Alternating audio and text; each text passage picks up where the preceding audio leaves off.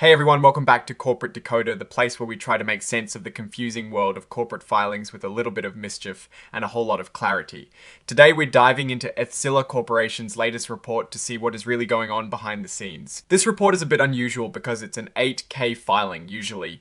8K reports cover those big sudden events that companies have to tell the public about right away, like a major leadership change or a big new deal.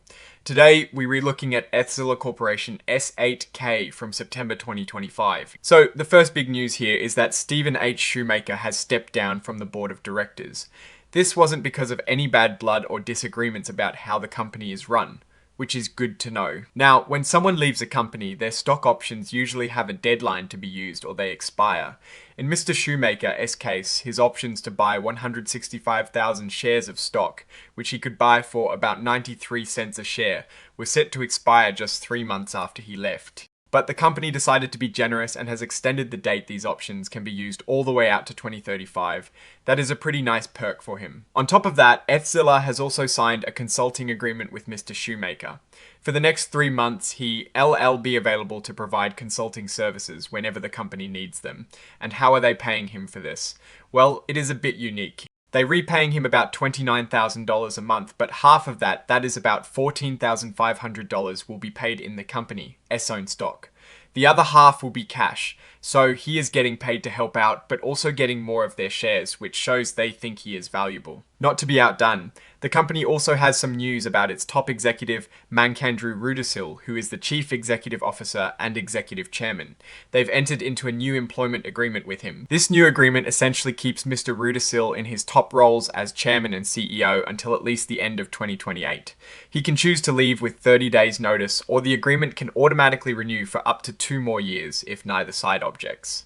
This gives him a good amount of job security and shows the company is committed to his leadership for the foreseeable future. Now let's talk about the compensation. Mr. Rudisill will be earning a base salary of $450,000 per year. That is a pretty solid salary, and the board can decide to increase it annually. On top of his base salary, he is also eligible for an annual bonus.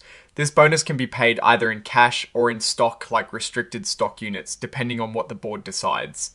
This is a pretty standard way to incentivize top executives. Here is something interesting. He is also entitled to a special payment if the company is taken over, what they call a change of control. If that happens, he'll get paid an amount equal to 2% of the company's market value at that time.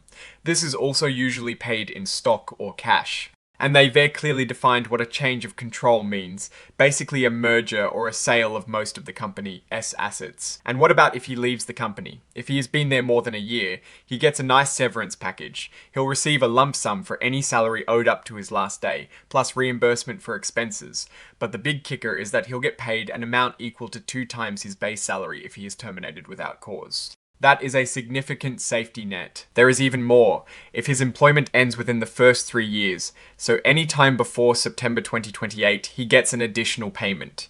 This payment is equal to 1% of the company's market value or its total enterprise value, whichever is greater, and this can be paid in stock or cash. This really shows the company values his long-term commitment. This new agreement basically replaces the initial offer letter they had for him to join the board.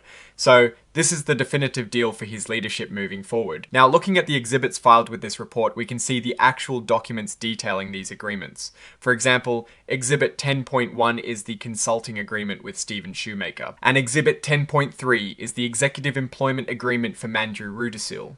These usually contain all the nitty-gritty details, but what we've covered are the main takeaways. Finally, the report is signed by Mankandru Rudisill himself as the Chief Executive Officer on the 19th of September 2025. So, what is the overall picture here for ETHZilla Corporation?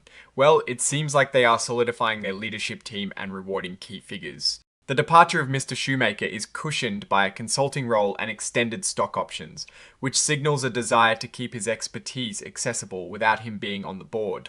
Meanwhile, Mr. Rudisill's new employment agreement shows a strong commitment to his leadership through at least 2028. With attractive compensation and generous severance packages. There are no direct financial numbers in this particular filing, but these agreements are strategic moves that set the stage for future performance. The main risks to consider here are the typical ones any company faces: market conditions, competition, and execution of their business strategy. The large severance packages for Mr. Rudisill, while incentivizing, do represent a potential future liability if his employment were to terminate under certain circumstances. However, the extension of stock options for Mr. Shoemaker and the continued engagement of Mr. Rudisill suggest a management team that is focused on stability and long-term value creation.